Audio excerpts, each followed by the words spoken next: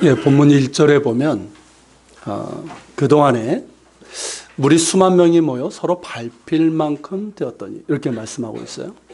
자, 그동안은 언제를 얘기하는 걸까요? 우리가 이미 본 것처럼 그 11장에서 예수님께서 어느 바리새인의 집에서 같이 식사를 하시고 그러면서 거기에서 바리새인들과 율법 교사들을 엄히 책망하셨죠. 화 있을진저라는 그 말씀으로. 그러니까 그러는 동안에 물이 수만 명이 모여서 서로 밟힐 만큼 되었다는 거예요. 그리고 여기서 이제 수만 명이라고 되어 있는데 지금처럼 이게 예수님 당시 고대 세계는 만이라는 숫자가 지금과 같은 만이 아니라 매우 많은 숫자를 얘기할 때 쓰는 표현이에요. 그래서 이제 숫자적으로 그렇다기보다는 매우 많은 사람들이 모였다는 의미로 볼 수가 있어요. 그러니까 구약에 보면 사울은 천천히요, 다윗은 만만이로다 그 표현이 나오잖아요. 그러니까 사울이 죽인 그게 숫자를 얘기하는 것보다는 정확한 숫자라기보다는 사울이 죽인 적군보다 다윗이 죽인 적군이 더 많았다라는 그런 의미거든요. 어쨌든 이제 굉장히 많은 사람들이 모인 건 분명해요. 최소 이제 수천 명 이상 되는 건데 그 많은 사람들이 모여들었는데 자, 바리새인의 집이었어요. 그러니까 서로 예수님을 보려고 하니까 어떨까요? 몰려들게 되죠. 그러니까 밟힐 만큼 될 수밖에 없는 거죠. 자, 그렇게 된 건데 자, 그런 가운데서 예수님께서는 무리들에게 말씀하신 것이 아니라 그렇게 이제 사람들이 많이 모이면 무리들에게 말씀하셔야 되는데 무리들이 아니라 누구에게 먼저? 제자들에게 먼저 말씀하셨고 그 말씀하신 내용이 뭡니까? 바리새인들의 누룩 곧 외식을 주의하라고 했었어요. 왜일까요? 이렇게 사람들이 많이 모여들면 당연히 이제 사람들에게 무리들에게 이제 말씀을 하실 것 같은데 오히려 무리들과 제자들을 구분하셨어요. 구분하시면서 제자들에게 말씀하셨고 그 첫 마디가 바리새인들의 누룩을 주의하라. 왜 이 말씀을 하셨을까요? 자, 제자들의 입장에서 한번 생각해 보십시오. 이렇게 많은 사람들이 모여들면 어떤 기분이 들까요? 일단 기분이 좋겠죠. 그러면서 드는 생각이 뭘까요? 야, 우리도 이제 유명해지고 세력도 커지고 사람들에게 인기를 누리겠구나. 그래서 우리도 예수님 당시에 양대 랍비 바리새파의 세력이 이제 힐렐 학파하고 샴마이 학파였는데요. 야, 그들 학파처럼 우리도 굉장히 유명해지겠구나. 이런 기대를 가질 수 있게 된다는 거죠. 사람들 역시 제자들 보고 뭐라고 물을까요? 당신이 예수님의 제자냐고. 와, 예수님의 제자냐고. 그러면서 우러러보고 불화할 만한 그런 상황이 되지 않겠습니까? 그렇게 되면 제자들은 의도하지 않아도 어떻게 될까요? 사람들을 의식하게 되는 거예요. 사람들을. 그러니까 사람들의 이목, 사람들의 판단, 사람들의 어떤 평가 그런 것들을 의식하게 되고 그러면서 어떻게 될까요? 사람들의 인기를 의식하고 그 인기에 영합하려고 하는 그런 노력이 의도하지 않아도 나타나게 된단 말이죠. 그럼 필연적으로 겉으로 드러나는 데 치중하게 돼요. 그런 식으로 하다 보면 결국 누구처럼 될 것이다? 바리새인들처럼 그렇게 된다는 거죠. 예수께서 책망하신 바리새인들 그 모습 그대로 된다는 거예요. 사람들의 이목과 평가와 인기에 영합하려고 하고 그래서 겉으로 보이는 것과 그 내면, 그 속이 다른 위선적인 외식이 나타나게 된다는 것이죠. 왜 예수님께서 이 외식, 다른 말로 위선이잖아요. 이걸 누룩에 비유하셨을까요? 누룩은 여러분들이 아시는 것처럼 빵을 만들 때 사용하는 이스트 같은 효모 아닙니까? 이 누룩을 넣어서 밀가루를 반죽하면 어떻게 됩니까? 저도 가끔 만들어요. 이렇게 막 부풀어 올라요. 그런 것처럼 이런 위선적인 모습이 자신의 내면과 삶에 들어오게 되면 어떻게 될까요? 퍼지는 거예요, 그게. 내가 의도하지 않아도 이게 내 내면에 퍼지게 되고 그리고 공동체 같은 경우는 어떻게 될까요? 이 공동체 전체에 퍼지게 되는 거예요. 그것을 주의하라는 거예요, 주의하라. 즉 사람들을 의식하지 말고 누구를 의식하라? 하나님을 의식하라는 거예요, 하나님을. 사람들의 판단, 사람들의 평가, 사람들의 인기 이런 것에 마음 뺏기지 말고 그래서 사람들에게 잘 보이려고 하지만 실제로 그 내면은 거짓되고 그렇게 삶의 열매도 없는 그런 외식에 빠지지 말라는 거예요. 그래서는 안 된다는 거예요. 물론 우리가 사람들에게 좋은 평가를 받아야 됩니다만은 사람들의 평가와 인기를 너무 의식하게 되면 필연적으로 외식하는 모습으로 나타나게 돼요.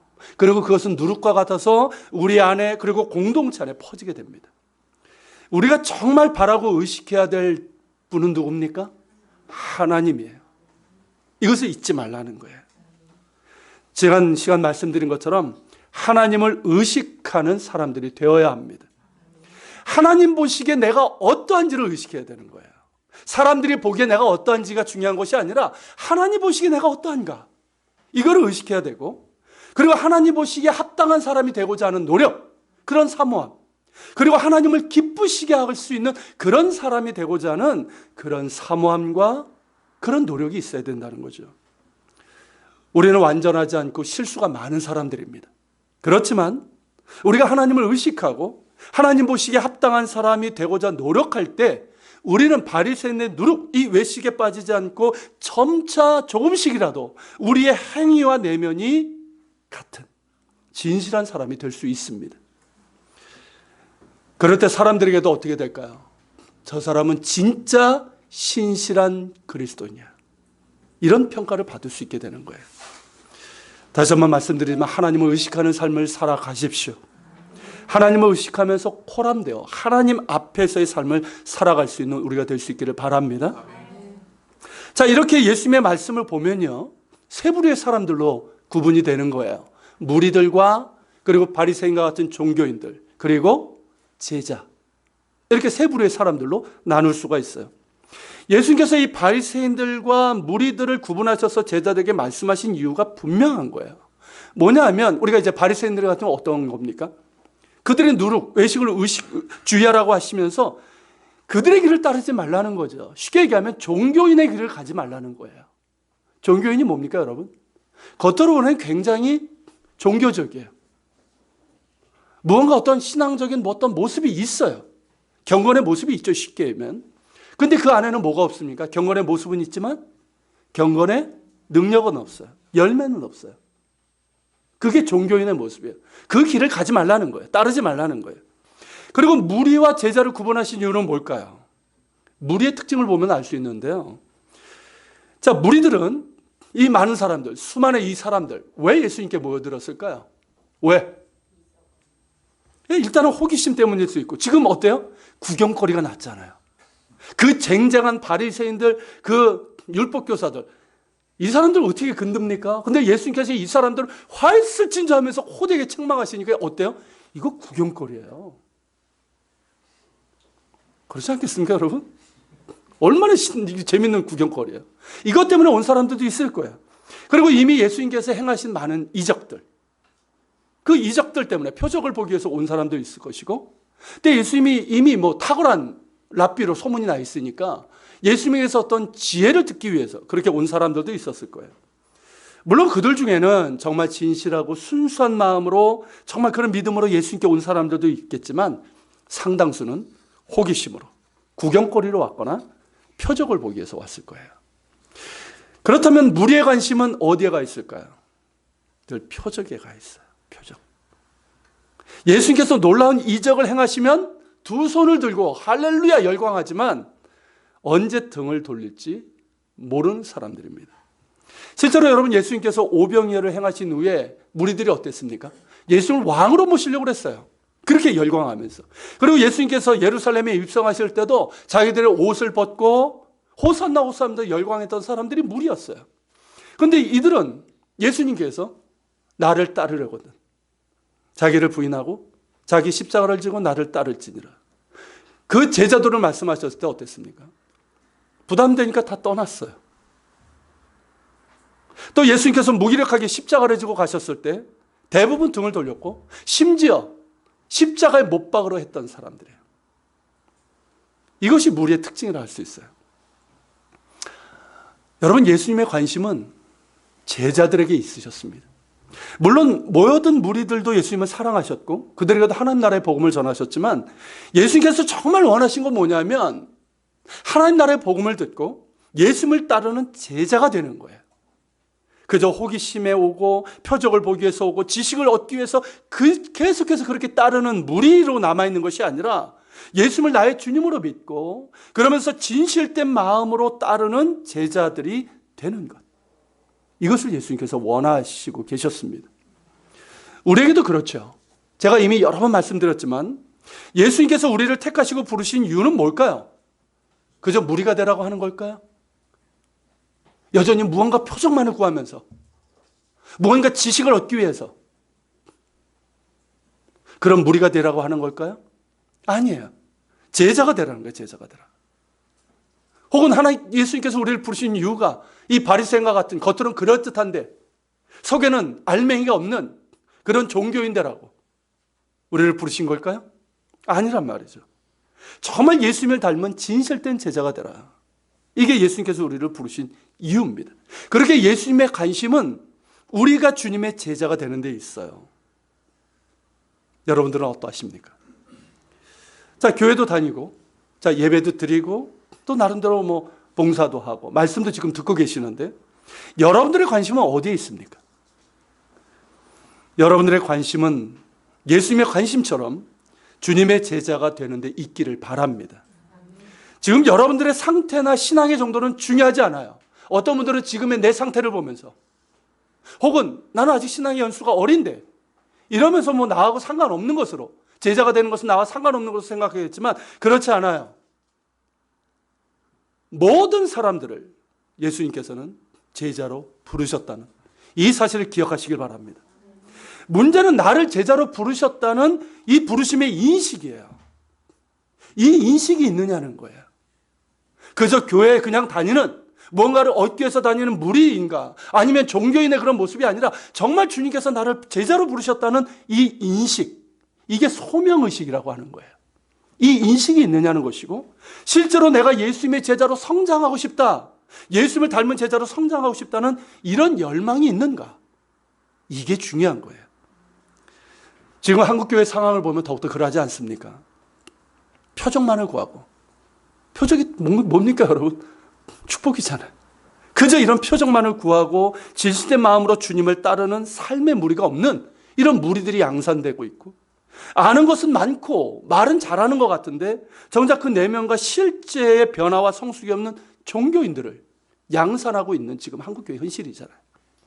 이런 한국교회 상황을 보면 정말 제자로서의 부르심의 뜻을 인식하면서 예수님의 제자로서 성장하길 원하고, 또한 예수님 닮아가는 제자로서의 삶을 살아가는 것이 너무나도 절실합니다.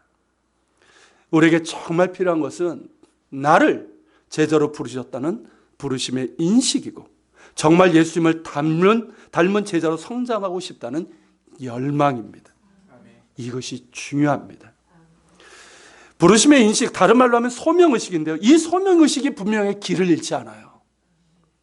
그거 아십니까 여러분? 교회 다니면서도 예수 믿는다고 하면서도 길을 잃을 수가 있어요.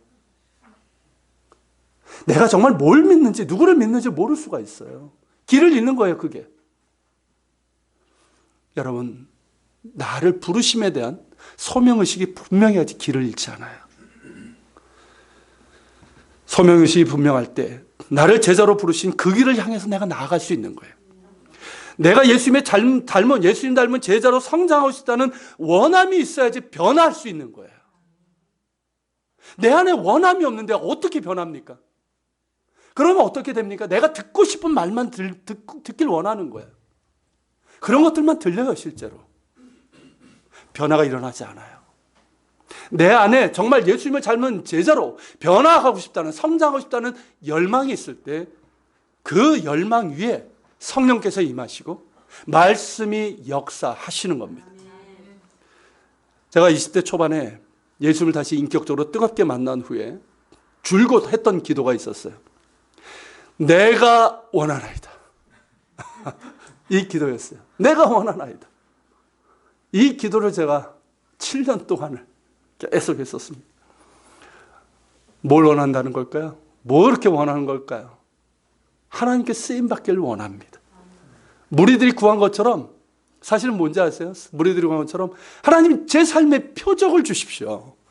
축복을 주십시오. 제가 구했던 게 그거였어요, 사실은. 20대 7년 동안 이 기도를 했는데 7년 만에 제가 응답을 받았어요. 그 응답이 뭐였는지 아십니까? 너는 내 앞에서 행하여 완전하라. 창세기 17장 1절의 말씀이었어요. 하나님께서 아브라함과 언약을 맺으시면서 주신 말씀이에요. 하나님께서 원하신 건 뭐냐면 내가 하나님 앞에 바르게 서는 거예요. 즉 예수님 닮은 제자로 성장하는 거예요. 저는 7년 동안 하나님 내 삶의 표적을 원합니다. 내 삶의 축복을 원합니다. 나를 들어 써주십시오. 이거 가지고 매달렸어요. 근데 하나님의 뜻은 내가 예수님 닮은 제자로 성장하는 것이었어요. 그 말씀으로 정말 엄청난 은혜를 주셨습니다. 그러고 보니까 제가 딱 바리새인처럼 돼 있었던 거예요. 제가 교회에서 여러 직을 맡고 있었습니다. 무려 5가지의 직을 맡고 있었던 사람이에요. 그렇게 열심히 봉사를 하다 보니까 사람들이 볼 때는 어떻습니까? 교인들, 특별히 교인들을 볼 때 어른들이요, 저 굉장히 예뻐했었어요. 칭찬하고. 아십니까? 어떻게 이런 청년이 다 있냐고. 이러면서 굉장히 신실한 청년으로 그렇게 이제 칭찬을 받고 그렇게 인정을 했지만 저의 내면은 어땠을까요? 그렇지 않았어요. 부끄럽지만. 저의 교회 밖에서 삶은 그렇게 신실하지 못했고요. 그리고 거짓되었고 하나님 보시기에 합당하지 못한 것들이 많았어요. 그럼에도 불구하고 이 정도면 괜찮지 않은 그런 착각, 심지어 자기 의에 빠져가지고 교만하기까지 했었어요. 이런 저의 모습을 보게 하셨는데 얼마나 회개했는지 모릅니다. 그런 후에 저는 여전히 내가 원하나이다 이 기도를 합니다. 근데 그 내용이 바뀌었어요. 예전처럼 그냥 뭐 표적을 구하고 축복 이런 것을 구하기보다는 주님 나를 제자로 부르셨음에 내가 예수님 닮은 제자로 성장하길 원합니다. 이 기도를 드리고 있어요. 제가 26살 때 이제 받았던 응답, 그 중에 하나가 자격이 없는 자를 목회자로 부르신 그거였어요. 저의 부르심은 여전히 똑같아요. 저를 목사로 부르시기 이전에 제자로 부르셨다는 이 사실이에요. 하나님은 저를 제자로 먼저 부르셨고 제가 예수님 닮은 제자로 성장하는 걸 원하세요. 물론 여전히 저는 부족하고 자격 미달입니다. 때로는 저에게 실망하고요. 때로는 한때는 저에게 정말 절망한 적도 있었어요. 정말 이거밖에 안 되나. 근데 그것이 은혜더라고요. 저에게 낙심하고 절망하니까 예수님이 또렷하게 보여요. 여러분 그 경험 해보셨습니까? 정말 나에게 낙심하고 절망하니까 예수님이 분명하게 보이는 거예요. 저는 넘어졌지만 여전히 제 옆에 계셔서 저를 포기하지 않으시고 저를 붙잡고 계신 예수님이 보이고 예수님이 원하시는 게 뭔지가 보이는 거예요. 여러분 그러면 되는 거 아닙니까? 예수님이 보이면 되는 거예요. 나를 제자로 부르셨고 예수님 닮은 제자로 성장하기를 내가 정말 열망하고 애쓰지만 여전히 저는 부족하고 연약해서 넘어질 수 있어요. 그래서 때로는 낙심하고 절망하기도 하지만 그때도 예수님은 내 곁에 계시다는 것이 분명합니다. 이것을 볼 수 있으면 되는 거예요. 나 자신의 절망할수록 예수님이 또렷하게 보일 겁니다. 그렇게 예수님 바라보고 예수님을 더욱 원하면서 가면 되는 거예요. 할렐루야. 여러분 이런 부르심의 소명과 열망이 우리에게 있기를 바랍니다. 나를 제자로 부르셨다는 이 소명의식과 예수님을 닮은 제자로 성장하고 싶다는 이 열망이 우리에게 있다면 우리는 결코 무리와 같이 그저 표적만을 구하면서 예수님을 따르는 사람이 아니라 그러면서 십자가는 싫은 거죠. 그게 무리의 특징이잖아요. 그런 사람이 되는 것이 아니라 정말 자기를 부인하고 자기 십자가를 지고 예수님을 따를 수 있는 제자가 될 수 있어요. 그리고 종교인이 되지 않아요. 겉과 속이 다른 그런 종교인이 되지 않고 정말 주님의 제자가 될 수 있습니다. 여러분 꼭 기억하십시오. 주님께서 우리를 부르신 이유는 제자가 되라는 거예요. 이 소명의식과 정말 실제로 예수님 닮은 제자로 성장하고 싶다는 열망이 있기를 바랍니다. 이것이 없었다면 이제라도 가지시고 기도하시길 바랍니다. 없었다면 지금이라도 가지세요. 기도하세요. 성령께서 내 마음 가운데 내 심령 가운데 이러한 주님 마음과 이런 열망을 부어주시기를 구하시길 바랍니다. 하나님께서는 사모하는 영혼을 만족하게 하십니다. 그래서 여러분 본문은요 뭔지 아십니까 여러분? 제자의 길을 가고자 하는 자들에게 주시는 약속이에요. 다른 거 아니에요. 여러분들 마음 가운데 정말 예수님께서 나를 제자로 부르셨다는 이 소명의식과 정말 내가 예수님을 닮은 제자로 성장하고 싶다는 이런 정말 열망이 있다면 오늘 이 말씀이 더욱더 은혜로 다가오는 그런 말씀이 될 것입니다. 자, 오늘은 그 첫 번째 약속만 볼 건데요. 자, 그건 뭐냐면 이 복음의 진리는 반드시 드러날 것이고 세상에 전파될 것이라는 약속이에요. 근데 2절인데요. 2절을 어디에 연결시킬까 하는 게 이게 문제예요. 감추인 것이 드러나지 않을 것이 없고 숨긴 것이 알려지지 않을 것이 없나니. 자, 이거를 보통 이제 1절과 연결시킵니다. 곧 바리새인의 누룩, 외식을 주의하라고 하셨잖아요. 이것과 연결시켜서 이제 보는 해석이 있어요. 자, 그렇다고 한다면 뭐가 드러나게 된다는 겁니까? 바리새인들의 외식. 겉으로는 모르죠. 사람들이 볼 때는 우와 막 이렇게 하지만 그 속은 어때요? 감춰져 있던 것? 숨겨진 것? 사람들이 모르지만 이것이 어떻게 될 거다? 마침내 드러나게 될 것이다. 그죠? 하나님의 심판대 앞에 서면 다 드러나게 될 것이라는 거죠. 만약에 이제 그런 의미로 본다면 제가 생각나는 장면이 하나 있어요. 한 2년 전에 방영됐던 걸로 제가 기억이 되는데 그 알쓸신잡이라는 TV 프로가 있었어요. 아십니까? 알쓸신잡. 이렇게 유시민, 정재승 뭐 누구죠? 이렇게 참 똑똑하고 말 잘하는 사람들이 모여가지고 뭐 이렇게 주제 가지고 얘기를 하는 건데 거기에 그 카이스트 정재승 교수가 이런 질문을 가지고 하는 걸 봤어요. 우리는 이순신 장군의 숨결을 느낄 수 있는가? 이 주제 가지고 이게 과학자답게 계산까지 했어요. 이분 얘기는 뭐냐면 우리가 하루에 숨 쉬는 그 공기양이 13kg랍니다. 그래서 이순신 장군이 53세까지 살았으니까 계산을 하면 공기가 수억 톤이 되는데 이게 대기 중으로 균일하게 흩어진다고 해도 우리가 그 공기가 없어지는 게 아니래요. 그래서 그 공기를 우리가 다시 흡입하게 될 가능성이 있다는 거예요. 이거를 계산을 했어요. 그래서 참 기발하다. 어떻게 이런 생각을 하냐. 자, 그런 생각을 했는데 제가 이제 그 계산이 맞고 틀리다라기보다는 이런 생각이 들었어요. 자, 이순신 장군의 숨결이 지금까지 남아있을 수 있다면 우리의 말은 어떨까 하는 거예요. 우리의 말. 우리의 말도 없어지지 않고 남는다는 거죠. 이게 여러분 과학적으로 증명이 돼요. 여러분 양자역학으로 이제 증명이 된다고 하는데 뭐 저는 이제 전문가가 아니니까 뭐 간단하게 말하면 양자역학의 이론에 따르면 인간의 말이나 언어적인 행위는 시간과 우주 공간에 항상 남아있다는 겁니다. 사람들이 한 번 뱉은 말은 사라지거나 없어진다고 생각하는데요. 그렇지 않다는 거예요. 그러니까 우리의 어떤 청각, 우리의 기억에서는 사라지지만 물리적인 현상으로는 없어지는 것이 아니라는 거예요.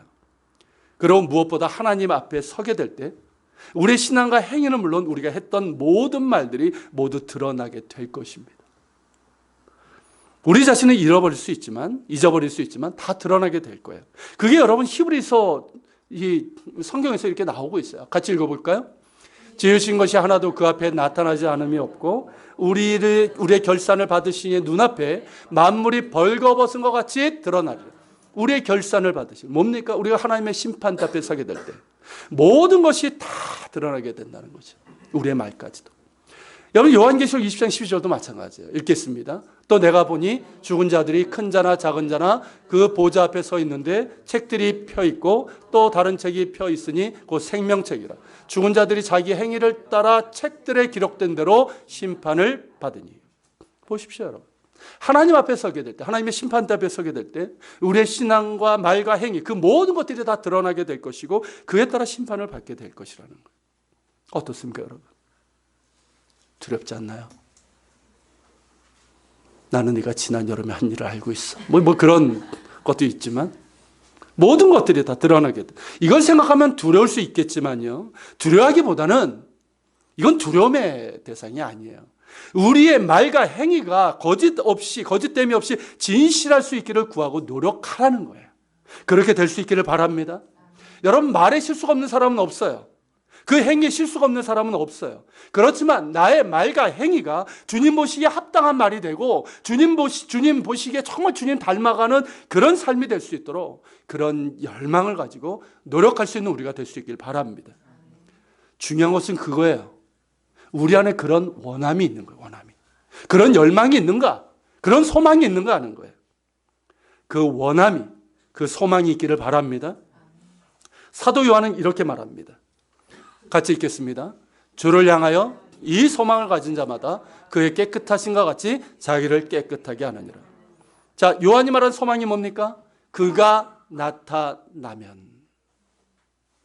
여러분, 그가 나타나면이 뭡니까? 우리가 예수님 앞에 서게 될 때 우리가 그와 같을 줄을 알고 예수님의 참모습을 그대로 볼 소망을 얘기하는 거예요. 우리에게는 예수님을 보게 될 소망이 있습니다. 할렐루야.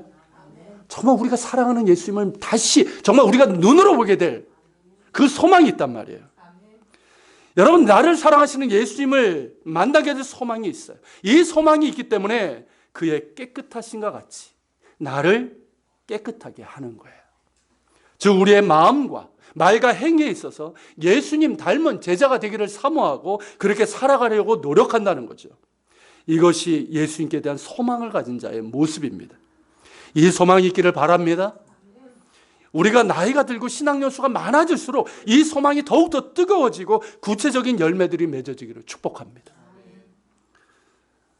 이렇게 이제 바리새인의 위선과 연결지어서 볼 수 있고요. 그리고 문맥상으로 보면 이 2절 말씀은 3절과 연결해서 보는 것이 좀 더 맞습니다. 자, 2절 3절을 연결해서 한번 봅시다. 같이 한번 읽어볼까요? 감추인 것이 드러나지 않을 것이 없고 숨긴 것이 알려지지 않을 것이 없나니 이러므로 너희가 어두운 데서 말한 모든 것이 광명한 데서 들리고 너희가 골방에서 귀에 대고 말한 것이 지붕 위에서 전파되리라. 무슨 뜻일까요? 이것은 장차 있을 박해 상황을 염두에 두고 하신 말씀이에요. 자, 우리가 아는 것처럼 자, 초대교회가 세워지고 얼마 후에 박해가 일어나게 되죠. 그때 제자들, 여기서 제자는 12제자만을 얘기하는 것이 아니라 예수님을 따르는 모든 성도들을 얘기하는 거예요. 자, 그 제자들은 박해를 피해서 어두운 데서 예배를 드리면서 이 복음의 메시지를 전했습니다. 또한 제자들은 골방에서 은밀히 기도했고 또한 다른 사람들이 귀에 대고 작은 목소리로 복음을 전했어요.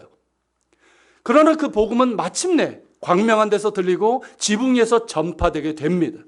그래서 수많은 사람이 복음을 듣고 구원을 받고 예수님을 따르는 제자들이 됩니다. 이에 대한 약속이에요. 더불어 제자들이 박해의 상황에서도 복음을 부끄러워하지 아니하고 복음을 사랑하고 또한 자랑한 그것이 하나님 앞에 다 드러나게 될 것이라는 거예요. 하나님의 심판대 앞에서 그 모든 것이 다 드러나게 될 것이고 그들은 하나님으로부터 큰 상급을 받게 될 것이고 영원한 하나님 나라에서 영원히 살게 될 것입니다. 이에 대한 약속이에요. 그러므로 복음을 부끄러워하지 말라는 거예요. 복음을 부끄러워하지 말라. 여러분, 사도 바울은 이렇게 말합니다. 자, 같이 읽겠습니다. 로마서 1장 16절. 내가 복음을 부끄러워하지 아니하노니 이 복음은 모든 믿는 자에게 구원을 주시는 하나님의 능력이 됨이라. 먼저는 유대인에게요, 그리고 헬라인에게로다. 자, 바울이 내가 복음을 부끄러워하지 아니하노니라고 말한 이유는 뭘까요? 초대교회 당시에 복음을 부끄러워하는 이들이 있었다는 것을 의미하는 거예요. 왜일까요? 왜 이렇게 복음을 부끄러워하는 이들이 있었을까요? 바울이 다른 곳에서 말하는 것처럼 유대인들은 표적을 구하고 헬라인들은 지혜를 구합니다. 그들이 볼 때 십자가에 달린 예수는 어떨까요? 십자가에 달린 예수. 납득이 이해가 안 되는 거예요. 이해가. 어떻게 십자가에 달린 예수가 나를 구원해? 이해가 안 되는 거예요. 늘 눈에 보이는 표적만 구하고 어떤 머리에 지혜를 구하는 사람은 십자가에 달린 예수? 그가 어떻게 나를 구원해? 이해가 안 되는 거예요.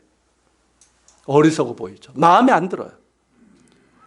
자, 로마에 반역한 죄인의 신분으로 벗겨진 알몸으로 저주받을 나무에 달린 예수를 믿는 것. 이게 구원에 이르는 길이라? 납득이 안 되는 거예요. 그러니까 거부하고 비난하는 이들이 많았습니다. 자, 게다가 박해의 상황까지 이어졌어요. 그러다 보니까 신앙이 어린 사람은 어떻게 됐을까요? 복음을 부끄러워하는 이들이 생기는 거예요. 아직 예수님을 만나서 거듭나지 못한 이들은 자신이 그리스도인이라는 것을 밝히는 것을 부끄러워했어요. 그렇다면 여러분 지금은 어떠합니까? 아니, 여러분들은 어떠하십니까? 혹시 여러분들 가운데 복음을 부끄러워하는 그런 모습은 없습니까? 가끔 밖에서 제가 이제 어떤 업무를 보다 보면 제 직업을 묻는 사람들이 있어요. 그러면 당연히 이제 목사입니다라고 하죠. 목사라고. 그럼 표정이 달라지는 분들이 가끔 있어요. 근데 그 표정이 좋은 표정이 아니에요. 마치 제가 불법을 저지른 그런 죄인처럼 그렇게 보는 사람들이 있어요. 요즘 하도 목사들과 이 교회가 욕을 얻어먹는 그런 세상이다 보니까 그런가 봐요. 뭐 몇몇 목사들 그리고 몇몇 교회들이 그런 건데 이 목사들을 다 그렇게 생각을 하고 그렇게 욕하고 손가락질하는 그런 사람들이 많습니다. 그런 일이 연달아 있다 보면 저 자신이 어떻게 될까요? 이게 목사라는 걸 드러내는 것이 위축될 때가 있어요. 한국교회 현실을 보면 사실 부끄러울 때가 있습니다. 하지만 저는 복음을 부끄러워하지 않습니다. 사도 바울의 고백처럼 십자가에 달린 예수 그리스도의 복음만이 믿는 자에게 구원을 주시는 하나님의 능력임을 믿습니다. 그 복음으로 저는 구원받았어요. 저는 인생의 의미를 찾았어요. 예수 그리스도의 의로 죄인인 저는 의롭다함을 받았습니다. 저는 여전히 예수 그리스도께서 이루신 의 가운데 죄인이지만 의롭다함을 얻습니다. 그 무엇도 저를 그리스도 예수 안에 있는 하나님의 사랑에서 끊을 수 없습니다. 그러기에 저는 복음을 부끄러워하지 않습니다. 이 복음을 자랑합니다. 이 복음만이 세상의 유일한 소망이요 구원임을 확신합니다. 그리고 여전히 교회를 사랑합니다. 제가 목사여서가 아니에요. 교회는 그리스도께서 핏값을 주고 사시고 그리스도의 몸입니다. 그리스도의 몸인 지체는 우리가 그리스도의 몸의 지체인데요. 우리 그리스도의 몸인 지체인 우리는 그 몸인 교회에 있어야지만 온전한 성도로 살아갈 수가 있습니다. 교회는 예배 가운데 임하시는 성삼일체 하나님의 은혜의 역사심이 있고 예수 그리스도 안에서 서로를 사랑하며 섬기며 또한 세상을 사랑으로 섬기는 교제와 봉사 가운데 하나님 나라가 임하고 확장됨을 믿습니다. 그러기에 저는 여전히 교회를 사랑하고 예수 그리스도께서 머리 되시는 교회만이 세상의 소망임을 믿습니다. 바울은 이 복음은 모든 믿는 자에게 구원을 주시는 하나님의 능력이 됨이라고 말합니다. 복음은 하나님의 능력입니다. 우리를 구원하시는 능력이고 우리를 자유케 하시는 능력이고 사랑하게 하시는 능력입니다. 여러분, 자유가 뭡니까? 자유는 얽매인 것이 없는 상태를 말합니다.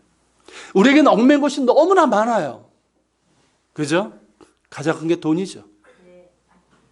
맞아요. 돈이에요.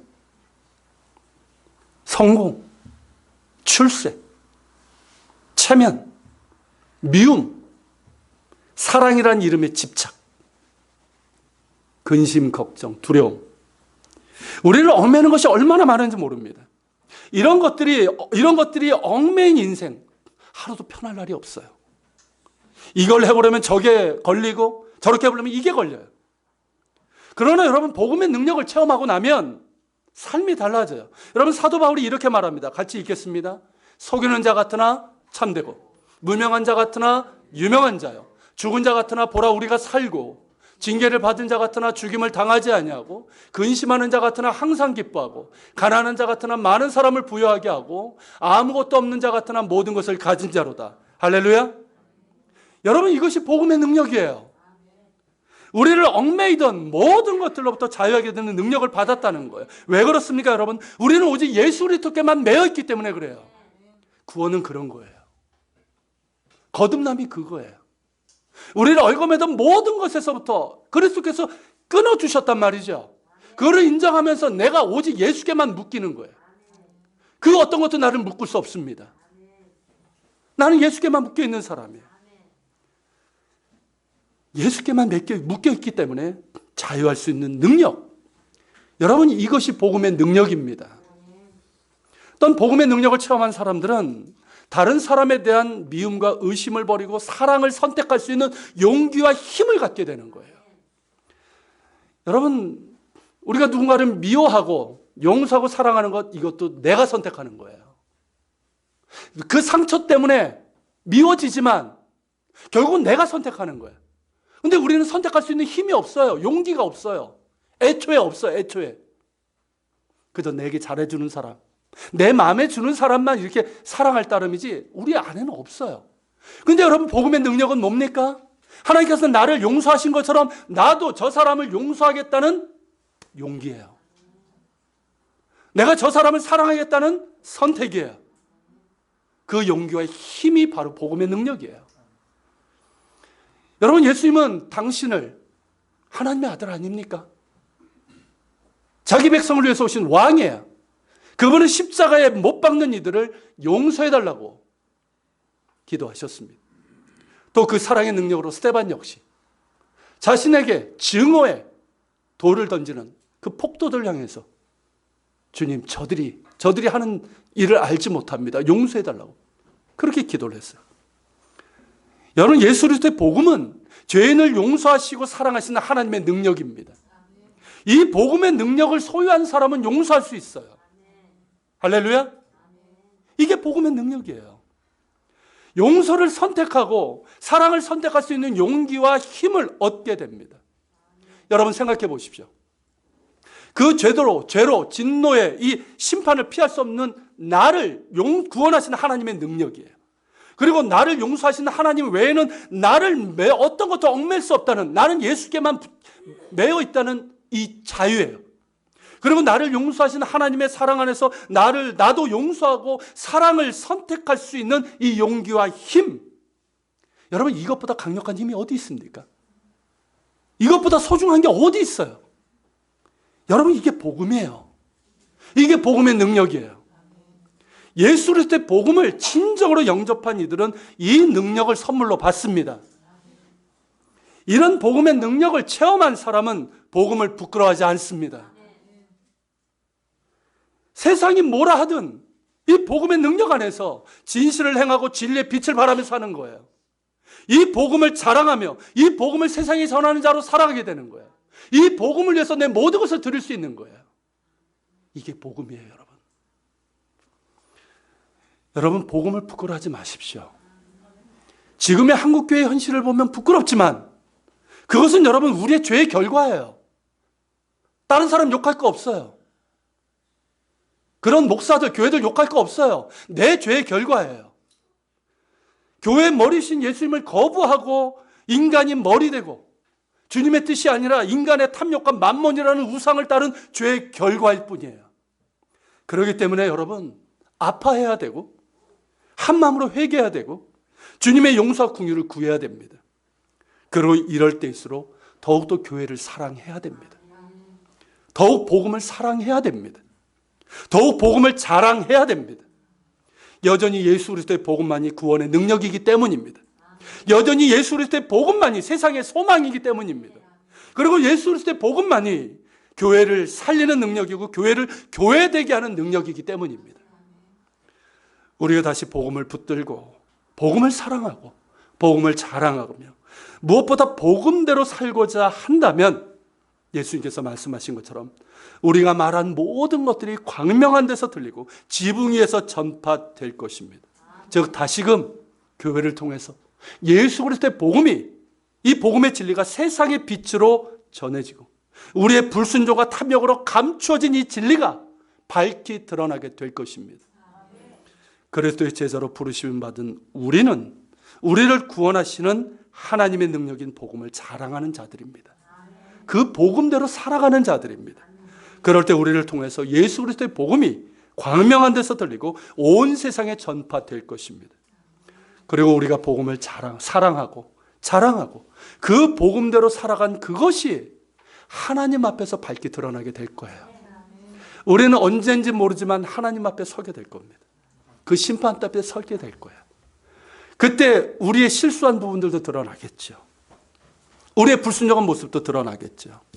그렇지만 여러분, 우리가 정말 예수 그리스도의 복음을 사랑하고 자랑하고 그리고 그 복음대로 살고자 애썼던 그 믿음과 그 말과 우리의 행위가 그대로 드러나게 될 것이고, 주님께서는 예수 그리스도의 보혈로 우리를 이미 인치셨기 때문에 그것을 보시고 우리를 기쁘게 품에 받아주실 거예요.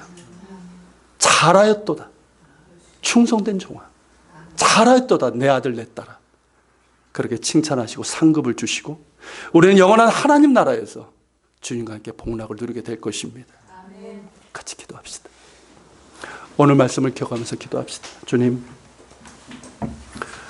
바리새인의 누룩, 우리 가운데도 사실 알게 모르게 의식하지 않았지만 이런 것들이 들어와 있습니다. 주님, 바리새인의 누룩, 이 외식이 겉으로 보이는 것과 우리 내면이 너무나도 다른, 주님, 이런 모습이 되지 않도록 제자로 부르셨다는 이 소명의식과 예수님을 닮은 제자로 성장하기를 원하는 열망을 우리의 심령 가운데 부어 주시옵소서. 부어 주시옵소서. 복음을 부끄러워하지 않게 하시고 오히려 복음을 사랑하며 자랑하는 자가 되게 하시고 복음대로 살아가는 가운데 복음의 진리가 우리를 통해서 광명한 데서 드러나고 세상 가운데 전해지게 하여 주시옵소서. 우리 같이 기도하며 주님 앞에 나아갑시다.